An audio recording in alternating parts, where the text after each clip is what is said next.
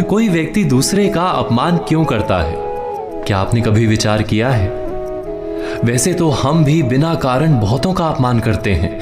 हमारा अपना अपमान भी बहुत बार होता है। संसार का सारा व्यवहार एक दूसरे का अपमान करने पर टिका है। जैसे पति अपनी पत्नी का अपमान करता है, पिता अपनी संतानों का अपमान करता है, नौकरी देने वाला अपने नौकर का अपमान करता है, अर्थात जो भी बलवान है वो निर्बल का अपमान करता है।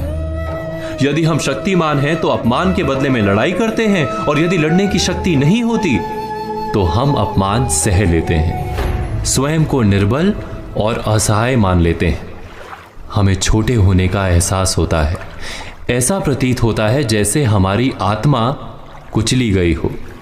किंतु कोई किसी का अपमान क्यों करता है? जब अपमान होता है तो मनुष्य को अपनी निर्बलता का एहसास होता है, और निर्बलता का बोध मनुष्य को कुचल देता है। वो अधिक से अधिक निर्बल बन जाता है, अत्याचार सहने की आदत सी पड़ जाती है, आत्मविश्वास का नाश हो जाता है। और जब आत्मविश्वास नहीं होता तो मनुष्य शराब और जुए जैसे व्यसनों में सुख ढूंढता है, मन से रोगी बन जाता है। आखिर किसी भी मनुष्य की ऐसी दुर्गति कोई क्यों करता है? अपमान करने वाला वास्तव में क्या सिद्ध करना चाहता है? कभी गहराई से विचार किया है? वास्तव में हम किसी का अपमान करते हैं उसकी निर्बलता सिद्ध करने के लिए, ये बताने के लिए कि हम अधिक शक्तिमान हैं। अर्थात वास्तव में अपमान करने वाला स्वयं अपने आप को शक्तिमान या बलवान सिद्ध करने का प्रयास कर रहा है।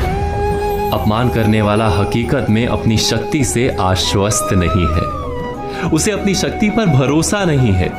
दूसरों को चुनौती देकर वो अपनी शक्ति पर विश्वास प्राप्त करने की कोशिश करता है।